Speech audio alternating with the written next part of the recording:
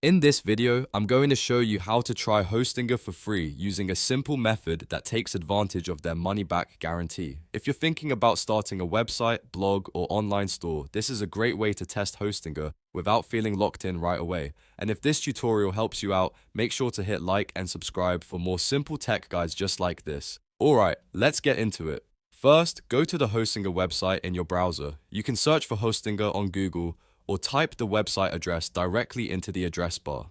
Once you're on the site, take a moment to look through the hosting plans. Hostinger offers different options depending on what kind of website you want to build, so choose the one that fits your needs best. The next step is to buy any hosting plan. Now, this is the key part of the process. Even though you're paying up front, Hostinger includes a refund window, which means you can test the service and request your money back if it's not the right fit for you. So pick a plan, continue to check out, and complete the purchase like normal. After your hosting is active, use it normally. This means you can log in, explore the dashboard, connect your domain, install WordPress, or build your website the way you want. Spend time testing the speed, features, interface, and everything else you care about. This is your chance to see whether Hostinger works well for your project before fully committing long term. While you're using it, it's a good idea to pay attention to the exact date you signed up. That's important because Hostinger's refund period is time-based. You want to make sure you act before the deadline passes, so don't wait until the very last minute.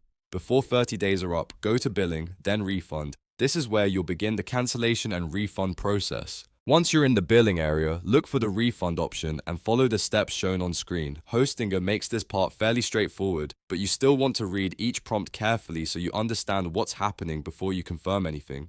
If you decide Hostinger is not the right platform for you, submitting the refund request before the 30-day mark is the final step to effectively try it for free. That gives you enough time to test the service without keeping the subscription if it doesn't meet your expectations, and that's it.